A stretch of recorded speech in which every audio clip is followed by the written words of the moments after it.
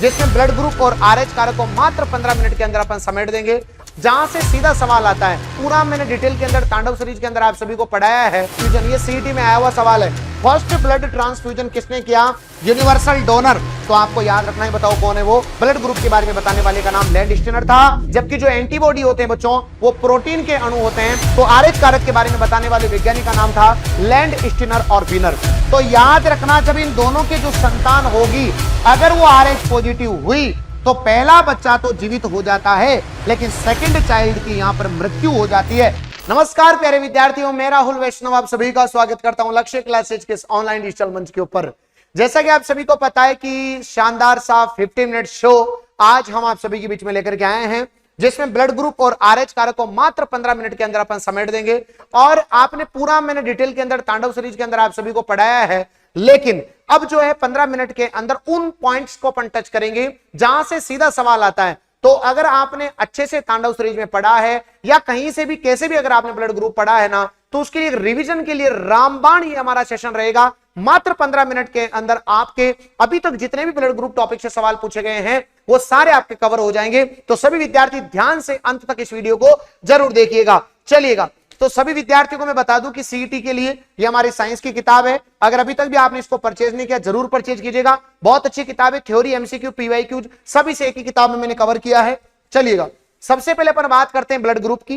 तो देखो बच्चों, पूरा कंटेंट मैंने अपने हाथों से लिखा है, तो बहुत अच्छे से आपके सामने कंटेंट क्लियर होगा। सबसे पहले ब्लड ग्रुप के खोजकर्ता कौन है, ये बहुत आता है पेपर में, तो उनका नाम आपको याद रखना, लैंड स्टीनर। बोलो क्या नाम है, बताओ? Land Steiner. वैज्ञानिक का नाम ध्यान रखिएगा, ब्लड ग्रुप के खोजकर्ता का नाम लैंड स्टीनर है। लेकिन एक सवाल और आता है कि बताओ ब्लड सर्कुलेशन सिस्टम, मतलब जिसको बोलते हैं रक्त परिसंचरण तंत्र, इसके खोजकर्ता कौन है? तो उनका नाम याद रखना, विलियम्स हार्वे। बोलो कौन है? Williams Harvey. और तीसरा सवाल आता है कि बताओ फर्स्ट ब्लड ट्रांसफ्यूजन, ये सीईटी में आया हुआ सवाल है, फर्स्ट ब्लड ट्रांसफ्यूजन किसने किया? तो आपको याद रखना है जेम्स ब्लंडेल। जेम्स ब्लंडेल, 3 वैज्ञानिकों के नाम आपको याद करने हैं। और चौथा अपन एक एक करके सबको समझ रहे हैं। तो सबसे पहले लैंड स्टीनर, दूसरा है विलियम्स हार्वे और तीसरा है आपका जेम्स ब्लंडेल। साथ ही साथ आप सभी को पता है जो ब्लड ग्रुप खोजे गए थे वो 4 प्रकार के ब्लड ग्रुप, ए, बी, एबी और ओ।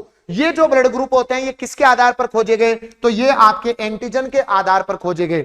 एंटीजन किसके ऊपर पाए जाते हैं? तो आरबीसी की सतह पर पाए जाते हैं बच्चों। जबकि एंटीबॉडी, एंटीजन का उल्टा होता है एंटीबॉडी, ये किस पर पाए जाते हैं? तो ये प्लाज्मा की सतह पर पाए जाते हैं। और एंटीजन और एंटीबॉडी दोनों ही एक प्रकार के प्रोटीन होते हैं, और इन प्रोटीन को कहते हैं, बताओ कौन सा प्रोटीन? तो इन्हें कहा जाता है ग्लाइकोप्रोटीन्स। बोलो क्या कहते हैं इसको? ग्लाइकोप्रोटीन। तो एंटीजन और एंटीबॉडी दोनों ही एक प्रकार के ग्लाइकोप्रोटीन होते हैं, और इसी एंटीजन के आधार पर आप सभी के सामने 4 प्रकार के ब्लड ग्रुप होते हैं, जिसमें ए, बी, एबी और ओ होता है। उसके बाद अगर अपन बात करना चाहें तो इस टेबल से बहुत सवाल आते हैं। इस टेबल से बच्चों बहुत सारे सवाल आपको पेपर में देखने को मिलेंगे। तो आपको इसके लिए मैंने आपको ट्रिक बताई थी कि सेम से ले सकता है, समान समान को दे सकता है, और ए भी सभी से ले सकता है और ओ सभी को दे सकता है। बस सिंपल सा कॉन्सेप्ट है। जैसे मान लो ए वाला ब्लड ग्रुप वाला है, तो इसका मतलब ये 100% ए वाले को दे सकता है और ए वाले से ले सकता है। बी वाला बी वाले को दे सकता है, बी वाले से ले सकता है।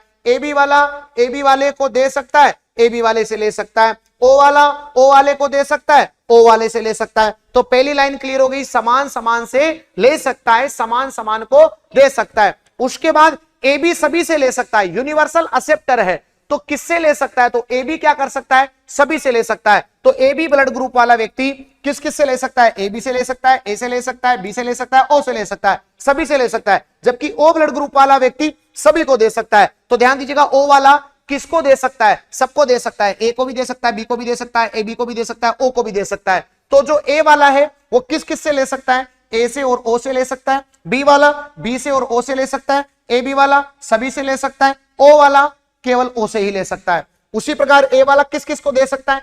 ए को दे सकता है, ए बी को दे सकता है, क्योंकि ए बी तो जो है ना इंटरनेशनल भिखारी है, यूं मान लो, सभी से लेने का काम करता है। तो ए वाला जो है ए को दे सकता है और ए बी को दे सकता है। बी वाला बी को दे सकता है, ए बी को दे सकता है। ए बी वाला केवल ए बी को दे सकता है। और ओ वाला, ध्यान दीजिएगा बच्चों, आपको पता है ए बी वाला केवल ए बी को ही दे सकता है ना, इसके अलावा ओ वाला सभी को दे सकता है। तो इसीलिए सवाल आता है कि बताओ यूनिवर्सल एक्सेप्टर कौन है? सार्वत्रिक ग्राही। सवाल आ जाए कि बताओ सार्वत्रिक ग्राही हम किसे कहते हैं? तो तो आपको याद रखना है सार्वत्रिक ग्राही बताओ किसे कहते हैं, एबी को कहते हैं। जबकि है ना सार्वत्रिक दाता, अगर आपसे कोई पूछ ले कि बताओ सार्वत्रिक दाता यूनिवर्सल डोनर, तो आपको याद रखना है बताओ कौन है, वो ओ है जो सभी को ब्लड दे सकता है।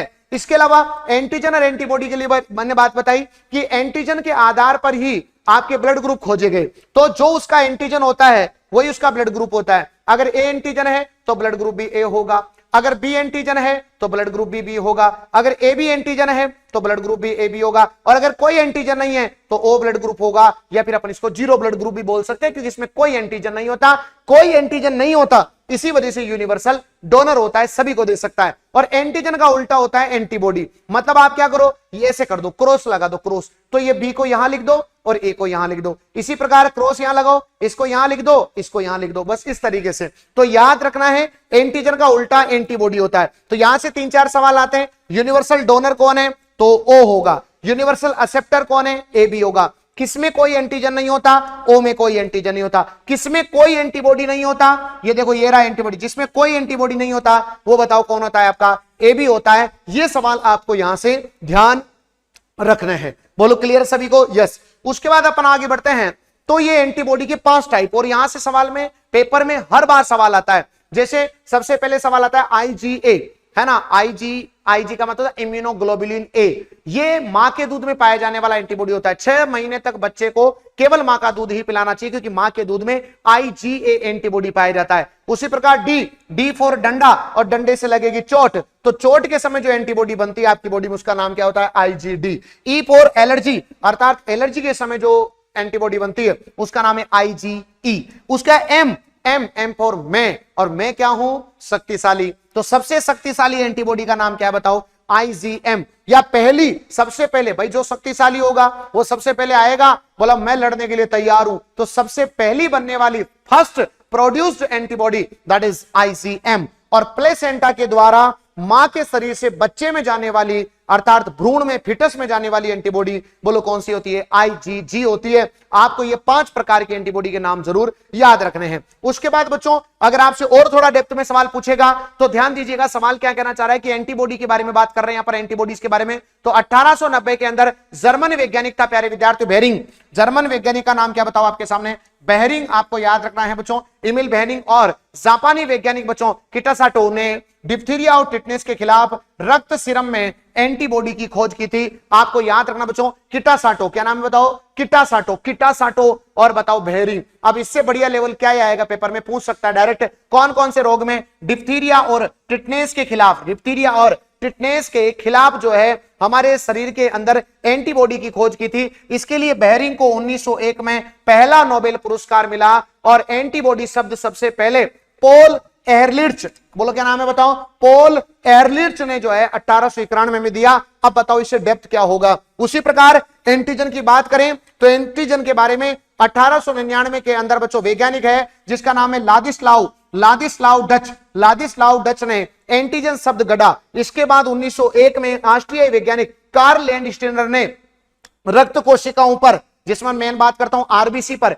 एंटीजन की, मतलब एंटीजन कौन कौन सा, ए और बी की खोज करके रक्त समूह प्रणाली का पता लगाया, अर्थात ब्लड ग्रुप के बारे में बताया। ब्लड ग्रुप के बारे में बताने वाले का नाम लैंडस्टीनर था। उसी प्रकार एंटीजन के बारे में बताने वाले का नाम लादिस्लाव डच है। और एंटीबॉडी के बारे में बात करेंगे तो एक का नाम क्या बताओ आपका बेहरिंग है, और उसके अलावा नाम का है किटासाटो है। और शब्द की बात करें तो पोल एहरलिच ने जो है वो एंटीबॉडी शब्द दिया। अब बताओ इससे बढ़िया कंटेंट आपको 15 मिनट के अंदर क्या ही मिलेगा बच्चों। अगर ये सवाल पेपर में आ जाए ना तो आधे से ज्यादा बच्चों को हवा नहीं लगेगी, ध्यान रखना। एंटीजन एंटीबॉडी में क्या अंतर होता है, difference between antigen and antibody. तो देखिएगा, सबसे पहले एंटीजन की बात करेंगे तो मैंने आप सभी को बताया जो प्रतिरक्षियों के निर्माण को प्रेरित करता है, अर्थात जो हमारी बॉडी में वायरस, बैक्टीरिया ये भी होते हैं, और इनके खिलाफ जो बनता है उसका नाम क्या होता है, एंटीबॉडी होता है बच्चों। याद रखना, जो कि एंटीजन के विरुद्ध कार्य करता है वो एंटीबॉडी होता है।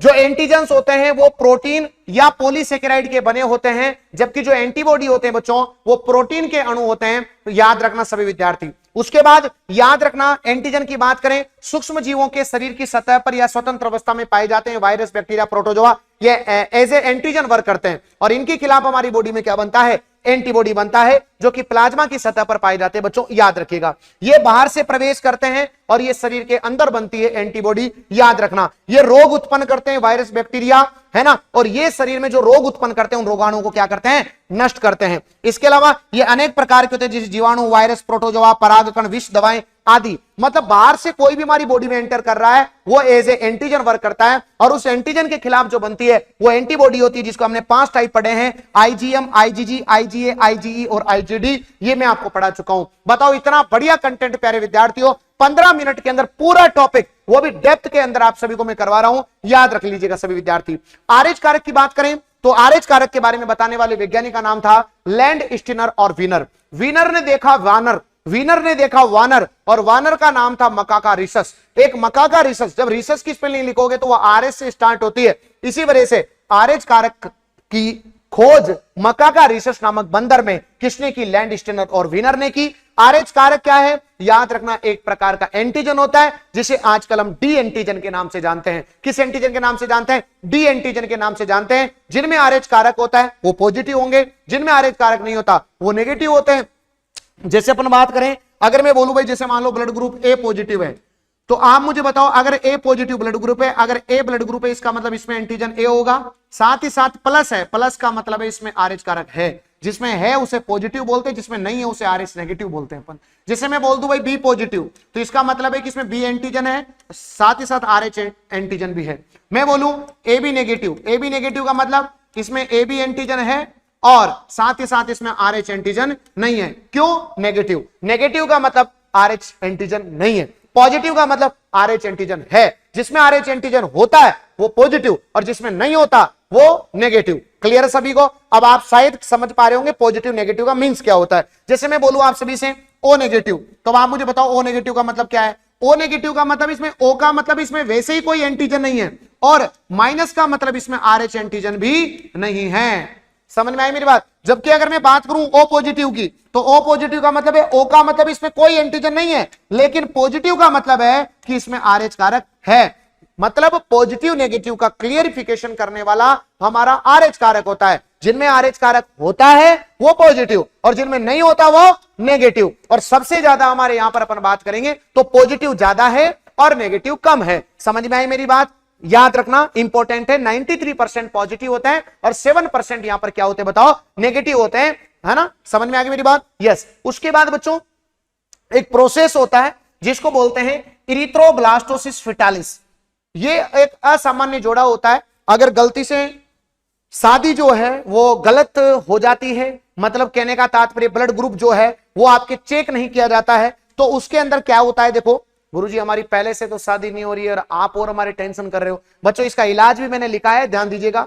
अगर कोई पिता आरएच पॉजिटिव है और अगर माता आरएच नेगेटिव है, तो याद रखना जब इन दोनों के जो संतान होगी अगर वो आरएच पॉजिटिव हुई तो पहला बच्चा तो जीवित हो जाता है, लेकिन सेकंड चाइल्ड की यहां पर मृत्यु हो जाती है, सेकंड चाइल्ड यहां पर उसकी डेथ हो जाती है। इस प्रोसेस को हम क्या कहते हैं, इरिथ्रोब्लास्टोसिस फिटालिस। याद रखना पिता पॉजिटिव, ये इसी कंडीशन में होगा, पिता पॉजिटिव, माता नेगेटिव, बच्चा पॉजिटिव। ये जो बच्चा पॉजिटिव है ये किसके शरीर में है, माता के शरीर में है। माता कैसी है, नेगेटिव है, जबकि बच्चा कैसा है, पॉजिटिव है। तो माता का ये जो बच्चा है इसको लगता है, मतलब माता के शरीर में ये बच्चा है, तो अब होगा क्या, ध्यान से सुनना। माता कैसी है, नेगेटिव, बच्चा कैसा है, पॉजिटिव। तो अब माता के शरीर में ये बच्चा है तो माता का शरीर सोचता है कि ये मेरा दुश्मन है, मेरा जानी दुश्मन है, क्योंकि मैं तो नेगेटिव हूं और बच्चा क्या है, पॉजिटिव है। तो मां का शरीर इस बच्चे को मारने के लिए एंटीबॉडी बनाना चालू करती है, लेकिन जब तक एंटीबॉडी बनती है तब तक पहला बच्चा बाहर आ जाता है, अर्थात ये जीवित बच जाता है। लेकिन अगली बार ये एंटीबॉडी ऑलरेडी बनी हुई है बच्चों, और जब एंटीबॉडी ऑलरेडी बनी हुई है इसका मतलब यह है कि वो बच्चा ऑटोमेटिक क्या हो जाएगा बताओ, शांत हो जाएगा। लेकिन प्यारे बच्चों यहां पर एक बात इंपॉर्टेंट है, और वो बात क्या है, वो बात यह है कि अब इसका उपचार बन चुका है। अब यहां पर बच्चों लगभग 24 घंटे या 72 घंटे के भीतर जो है यहां पर एक रोगम का टीका दिया जाता है, और ये जो रोगम का जो टीका होता है ना प्यारे बच्चों, ये लगाने से वो एंटीबॉडी नष्ट हो जाती है। तो याद रखना इरिथ्रोब्लास्टोसिस फिटालिस का उपचार है या तो रोगम का टीका या फिर आप बोलेंगे एंटीडी का टीका। यहां से भी प्रश्न आता है, भूलना मत, यहां से भी सवाल आता है। अंतिम लाइन और अंतिम पेज आप सभी को याद रखना है बच्चों। कि एंटीजन और एंटीबॉडी का मिलना क्या कहलाता है? रक्त समूहीकरण अर्थात एग्लूटिनेशन कहलाता है। इंग्लिश में भी लिख लीजिएगा इसको, एग्लूटिनेशन आपको याद रखना है। एंटीजन और एंटीबॉडी का मिलना एग्लूटिनेशन कहलाता है। यूनिवर्सल डोनर पूछे तो ओ या फिर ओ नेगेटिव, यूनिवर्सल एक्सेप्टर पूछे तो ए बी या फिर आपको याद रखना है A B positive. Very very important है, यहां से भी सवाल आता है, ध्यान रखना, इंपॉर्टेंट है। साथ ही साथ आप सभी को याद रखना है, यहां पर क्या याद रखना है कि जो देने वाला और इधर है आपका ग्रहण करने वाला, तो प्लस वाला प्लस वाले को दे सकता है, माइनस वाला माइनस वाले को दे सकता है। ये तो क्लियर है ना जी गुरुजी। अब जो आपका माइनस वाला है, जो आपका माइनस वाला है, आप सभी को पता है जिसके ऊपर भी माइनस लगा है मतलब यूनिवर्सल डोनर है। तो जो माइनस वाला होता है ना, ये क्या कर सकता है? माइनस को तो दे ही सकता है, साथ ही साथ प्लस वाले को भी दे सकता है। मतलब जैसे मान के चलो, सपोज दैट जैसे मैं बोलूं भाई ए आपके सामने ए नेगेटिव, तो ए नेगेटिव वाला क्या कर सकता है? नेगेटिव वाले को तो दे ही सकता है, साथ ही साथ ये ए बी पॉजिटिव वाले को भी दे सकता है, मतलब दे सकता है, क्योंकि आप सभी को पता है भाई ए वाला जो है वो ए बी को दे सकता है, क्योंकि तो सभी से ले सकता है। समझ में आ गई मेरी बात? यस। लेकिन जैसे मैं बोलूं ए बी पॉजिटिव, इंपॉर्टेंट है बच्चों, अगर मैं बोलूं ए पॉजिटिव, तो जो पॉजिटिव वाला है ना वो कभी भी नेगेटिव वाले को नहीं देगा, पॉजिटिव वाला केवल पॉजिटिव वाले को ही दे सकता है। याद रख लीजिएगा सभी विद्यार्थी। तो कहने का तात्पर्य यह है, जैसे ये नेगेटिव है बच्चों, तो जो नेगेटिव वाला है वो आपके नेगेटिव को भी दे सकता है, पॉजिटिव को भी दे सकता है। समझ में आ गई मेरी बात? ए वाला जो है ए वाले को दे सकता है, साथ ही साथ ए बी वाले को दे सकता है, लेकिन पॉजिटिव वाला कभी नेगेटिव वाले को नहीं देगा, पॉजिटिव वाला केवल पॉजिटिव वाले को दे सकता है। तो इससे आपको ये क्लियर हो जाना चाहिए, एक तरफ है देने वाला और एक तरफ है ग्रहण करने वाला। नेगेटिव वाला पॉजिटिव को भी दे सकता है, नेगेटिव को भी दे सकता है, लेकिन पॉजिटिव वाला केवल पॉजिटिव को देगा, पॉजिटिव वाला कभी भी नेगेटिव वाले को नहीं देगा। तो लेना और देना ये इस टॉपिक की सबसे महत्वपूर्ण बात है। अगर आप इसको कंप्लीटली और डेप्थ में पढ़ना चाहते हैं तो आप सभी विद्यार्थी तांडव सीरीज नाम से हमारी पूरी प्लेलिस्ट बनी हुई है, यहां पर मैंने उसको पूरा पढ़ाया है। लेकिन यहां पर आप सभी के लिए रिवीजन के लिए दी बेस्ट क्लास आप सभी के लिए रहने वाली है। मात्र 15 मिनट के अंदर पूरा ब्लड ग्रुप वाला टॉपिक हमने जड़ से खत्म कर दिया है। तो मुझे विश्वास है आपको समझ में आया होगा, एक अच्छा रिवीजन हुआ होगा। अगर आपका रिवीजन हुआ है तो प्यारा सा कमेंट जरूर करिएगा, और अगला कौन से टॉपिक आपको 50 मिनट शो चाहिए आप मुझे कमेंट बॉक्स में बताइएगा। Best of luck.